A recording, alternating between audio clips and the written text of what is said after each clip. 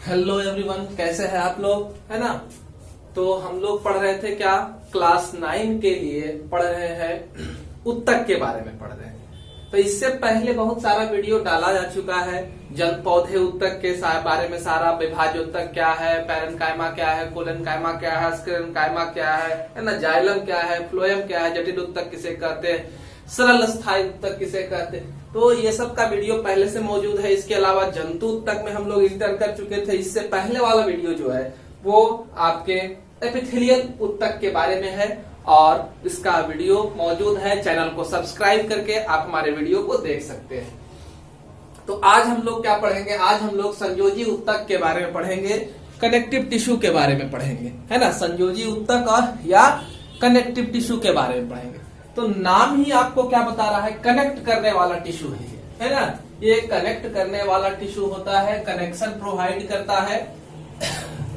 तो इसमें क्या है, यह दो अंगों को जोड़ने का काम करता है। मुख्य रूप से संयोजी उत्तक का कार्य क्या है, दो अंगों को या उत्तकों को आपस में जोड़ना, है ना। अंगों या उत्तकों को आपस में जोड़ने के साथ साथ संयोजी उत्तक जो है सहारा प्रदान करने का भी कार्य करता है। ठीक है। संयोजी उत्तक की खासियत क्या है, तो इनमें कोशिकाओं की संख्या काफी कम होती है। संयोजी उत्तक में कोशिकाओं की संख्या काफी कम होती है और अंतर कोशिकीय पदार्थ अधिक मात्रा में पाए जाते हैं। मतलब कि कोशिका के कोशिका द्रव्य में या दो कोशिकाओं के बीच में जो है ना, जो अंतर कोशिकीय स्थान है, उस स्थान पर एक द्रव्य पाया जाता है। उस द्रव्य को मैट्रिक्स कहते हैं। यह मैट्रिक्स द्रव्य के रूप में भी हो सकता है, तंतु के रूप में भी हो सकता है। ध्यान से समझेंगे, हम पढ़ रहे हैं संयोजी उत्तक। संयोजी उत्तक में कोशिकाओं की संख्या कम, तो बीच में गैप क्या होगा, दो कोशिकाओं के बीच में गैप ज्यादा होगा। उस गैप वाला स्थान क्या कहलाता है, अंतरकोशिकीय स्थान। और उस अंतरकोशिकीय स्थान में जो चीज उपस्थित होते हैं उसको मैट्रिक्स कहते हैं। ये मैट्रिक्स कैसे हो सकते हैं, तो ये मैट्रिक्स धागे के रूप में हो सकते हैं, ठोस हो सकते हैं, जेली की तरह हो सकते हैं, सघन भी हो सकते हैं, काफी ज्यादा हो सकते हैं। मैट्रिक्स कठोर अवस्था में भी रह सकता है ना। तो इस तरह से पाया जाता है। संयोजी उत्तक आंतरिक अंगों के रिक्त स्थान में भरा हुआ होता है। संयोजी उत्तक कहाँ रहेगा, दो अंग है, अंगों के बीच का जो स्थान है वहां पर भी यह रह सकता है ना। रक्त नलिका तंत्रिका के चारों ओर, है ना। रक्त नलिका मतलब आर्टरी, धमनी और सिरा दोनों के चारों ओर मौजूद रहेगा। उसके चारों तरफ ये धमनी और सिरा जा रहा है, इसके चारों तरफ जो है वो मौजूद रहेगा संयोजी उत्तक। या तंत्रिका के चारों तरफ या फिर अस्थि मज्जा के अंदर उपस्थित रहता है। इतना जगह पर यह पाया जा सकता है। आपसे क्वेश्चन पूछा जा सकता है कि संयोजी उत्तक कहाँ रहता है ना। तो सारा आंसर आपको लिख दिए कि कहाँ रहता है। ठीक है। अब ये जो संयोजी उत्तक है इसके प्रकार को हम लोग देखते हैं कैसा होता है। पहला वास्तविक संयोजी उत्तक, प्रोपर कनेक्टिव टिश्यू। पहला वास्तविक संयोजी उत्तक, प्रोपर कनेक्टिव टिश्यू। दूसरा कंकाल उत्तक, स्केलेटन टिश्यू। तीसरा तरल या संवहनीय उत्तक, फ्लूइड या भास्कुलर टिश्यू, है ना। भास्कुलर कनेक्टिव टिश्यू भी कह सकते हैं आप। तो इतना तरह का उत्तक होता है संयोजी उत्तक में। आज हम लोग चर्चा करेंगे वास्तविक संयोजी उत्तक के बारे में, प्रोपर कनेक्टिव टिश्यू के बारे में चर्चा होगी आज। ये वास्तविक संयोजी उत्तक कितने प्रकार के हैं, क्या कुछ करते हैं, कहाँ मौजूद होते हैं, यही चर्चा का विषय है। तो वास्तविक संयोजी उत्तक के प्रकार में पहला हम लोग देख रहे हैं एरियोलर उत्तक या एरियोलर वास्तविक संयोजी उत्तक। यह बहुत ज्यादा मात्रा में पाया जाने वाला वास्तविक संयोजी उत्तक है। इसके मैट्रिक्स में, अब मैट्रिक्स में कोई दिक्कत नहीं है, यहाँ समझ गए हैं। फिर से एक बार देख लेंगे वीडियो रिटर्न करके, है ना। वीडियो पसंद आएगा तो लाइक जरूर करेंगे, है ना। और सब्सक्राइब करेंगे तो आपको नोटिफिकेशन मिलेगा नए नए वीडियो का। इसके मैट्रिक्स में कई प्रकार की कोशिकाएं होती है, जिनमें श्वेत, पीला तंतु, है ना, धागा। मैंने कई प्रकार की कोशिकाओं के अलावा इसमें श्वेत और पीला तंतु भी उपस्थित होते हैं, है ना। अब कई प्रकार की कोशिकाओं में एरियोलर पढ़ रहे हैं। कई प्रकार की कोशिकाओं में कौन कौन सी कोशिकाएं महत्वपूर्ण है, तो पहला है फाइब्रोब्लास्ट, जो एरियोलर उत्तक में पाया जाने वाला कोशिका है। यह चपटा होता है, शाखीय होता है ना। कैसा होगा, चपटा और शाखीय होगा।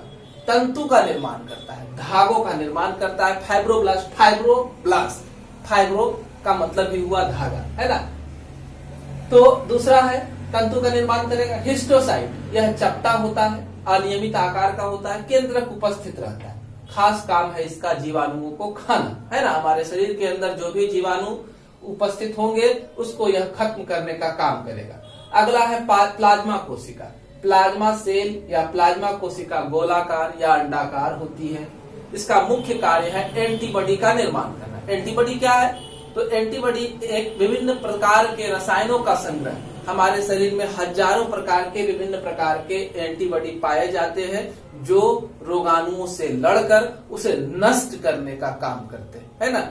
यह नष्ट करते हैं ताला चाबी के सिद्धांत पर, है ना। एक खास मतलब कहने का यह था कि खास एंटीबॉडी खास तरह के रोगाणुओं को नष्ट कर सकता है, ठीक है। तो यह प्लाज्मा कोशिकाएं इसी एंटीबॉडी का निर्माण करती है। तो समझ सकते हैं कि यह प्लाज्मा कोशिका हमारे लिए काफी महत्वपूर्ण है। यह हमारे शरीर में रोग प्रतिरोधक क्षमता का विकास करेगी, हमें बीमारियों से बचाने का काम करेगी। अगला है मास्ट कोशिका, है ना। यह केंद्रक युक्त ये भी है, गोलाकार है, अंडाकार है और इसमें मास्ट कोशिकाओं से कुछ रसायन का स्राव होता है। जैसे एक है हिस्टामिन प्रोटीन, है ना। हिस्टामिन प्रोटीन का काम क्या है? हिस्टामिन जो है संक्रमण इन्फेक्शन के समय से स्रावित होता है। इसके अलावा रुधिर वाहिनी को फैला देता है, डायलेट कर देता है। ब्लड का प्रेशर अगर बढ़ेगा, है ना, रक्त का दबाव बढ़ेगा तो रक्त वाहिनियों को चौड़ा कर दबाव को कम करने का काम हिस्टामिन प्रोटीन का होता है। दूसरा आपका है हेपारिन। हेपारिन जो है वह एंटीकोएगुलेंट के रूप में जाना जाता है। हेपारिन किस रूप में जाना जाता है? एंटीकोएगुलेंट के रूप में जाना जाता है। यह हमारे रक्त वाहिनियों में रुधिर को जमने से रोकने का काम करता है। यह हमारी रक्त वाहिनियों में रुधिर को जमने से रोकने का काम करता है हेपारिन, है ना।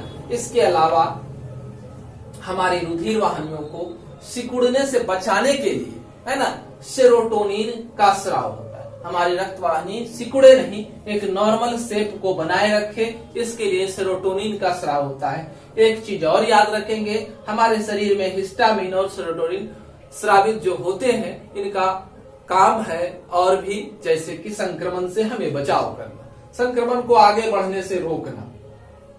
इसके अलावा और भी इस उत्तक में, एरियोलर उत्तक में और भी कोशिका रहती है, जैसे कि लिम्फोसाइट। सशेत्र कोशिका का प्रकार है लिम्फोसाइट, न्यूट्रोफिल, इस्नोफिल, ये सब भी उपस्थित रहते हैं। इसके अलावा तंतु, दो तंतु था, श्वेत और पीला तंतु।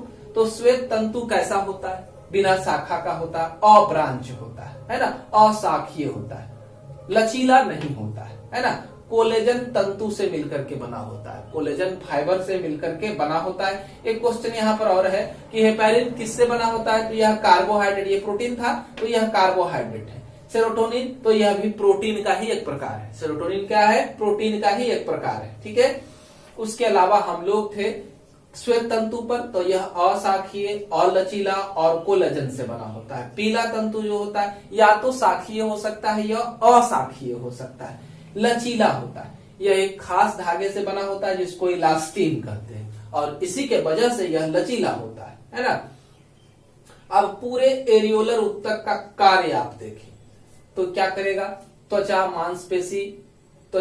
मांसपेशी या त्वचा को मांसपेशी से जोड़ेगा या फिर दो मांसपेशी को आपस में जोड़ने का काम जो है यह एरियोलर उत्तक का है।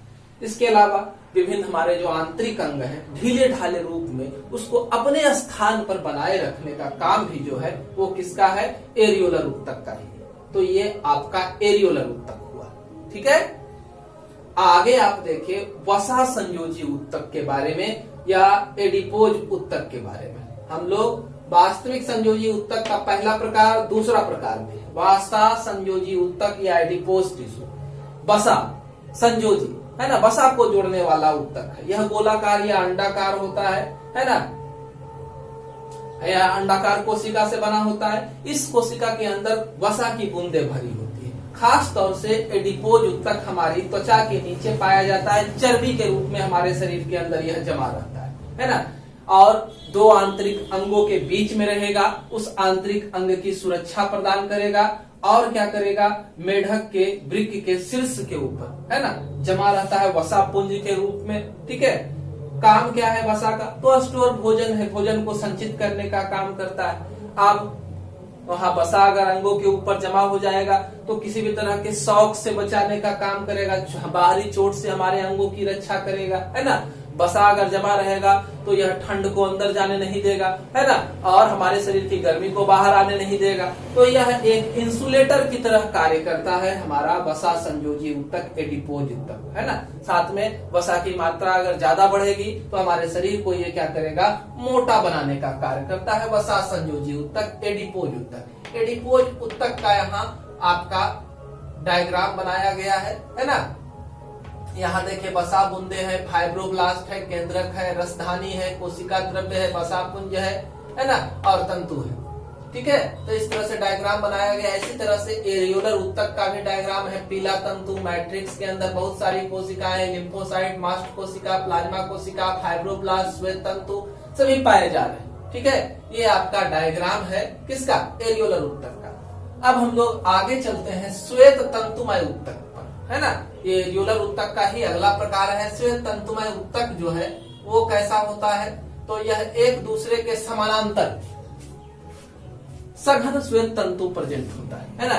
इसमें कोशिकाएं जो होती है एक दूसरे के समानांतर होती है, सघन होती है। तंतु के बीच के कुछ सेल, मैट्रिक्स तंतु के बीच कुछ सेल भी प्रेजेंट होता है ना। धागों के बीच में कुछ कोशिकाएं भी प्रेजेंट रहेगी। इसमें मैट्रिक्स बहुत कम मात्रा में रहता है।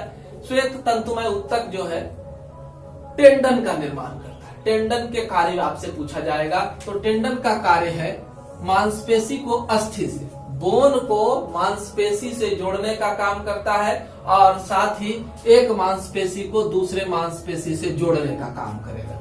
टेंडन का क्या कार्य है, तो मांसपेशी को क्या करेगा, बोन से जोड़ेगा, है ना। इस वजह से हमारा आकार आकृति निश्चित है, नहीं तो है ना मांस इधर और हड्डी अलग हो जाता। तो यह काम करता है। साथ में दो मांसपेशियों को भी जोड़ने का काम करता है ना। मजबूत होता है यह, और साथ में लचीला होता है, जिससे हम लोगों का शरीर क्या हो सकता है, मुड़ सकता है। हड्डियों को छोड़ करके जहां मुड़ने लायक स्थान है वहीं से मुड़ेगा, है ना। जैसे हमारा जिह्वा, जीवा को हम लोग इधर से उधर करते रहते, होठों को हिलाते रहते, तो मांसपेशियों का संग्रह है, उस मांसपेशी को जोड़ने का काम कर रहा है। ठीक है, दूसरा है पीला तंतुमय ऊतक। पीला तंतुमय ऊतक जो होता है ये एरियोलर के पीले तंतु से, हमारा एरियोलर टिश्यू में जो पीला तंतु था उससे मोटा होता है। इसमें मैट्रिक्स की मात्रा कम होती है, तंतु के बीच में सेल मौजूद होते हैं ज्यादा मात्रा में, और यह काफी ज्यादा मजबूत होता है। इसकी तुलना की जाए, टेंडन से तुलना की जाए या श्वेत तंतुमय ऊतक से तुलना की जाए, तो पीला तंतुमय ऊतक थोड़ा ज्यादा मजबूत होता है। मैट्रिक्स की मात्रा कम होती है इसमें, है ना, लचीला ज्यादा होता है, लिगामेंट बनाता है। ये क्या बनाता है, लिगामेंट बनाता है। अब लिगामेंट क्या है, तो लिगामेंट जो है वो एक खास चीज है जो हमारी दो हड्डियों के बीच में मौजूद रहता है, जहां पर हड्डियों में जोड़ है ना। यह दो हड्डियों को हिलाने का काम करता है, दो हड्डियों को आपस में बांध करके रखता है ना, और गति प्रदान करने में मदद करता है। ठीक है, हड्डी को हड्डी से जोड़ने में मदद करेगा। लिगामेंट का कार्य हड्डी को हड्डी से जोड़ने में मदद करेगा।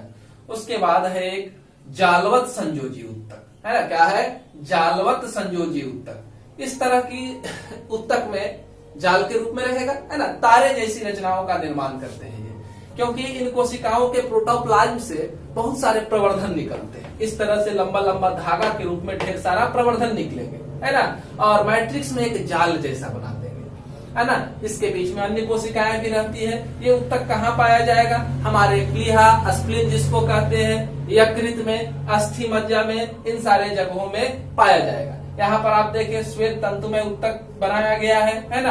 यहाँ पर जो है पीला तंतुमय ऊतक बनाया गया है। तो ये डायग्राम के साथ आप लोगों ने आज पढ़ा संयोजी ऊतक में से वास्तविक संयोजी ऊतक के बारे में पढ़ा, है ना। वास्तविक संयोजी ऊतक के बारे में पढ़ा। अगला वीडियो हमारा जो होगा कंकाल ऊतक के ऊपर होगा, है ना। वीडियो को लाइक जरूर करें। अगर कोई सॉल्यूशन और चाहिए तो कमेंट बॉक्स में कमेंट करके हमें सूचित कर सकते हैं। धन्यवाद।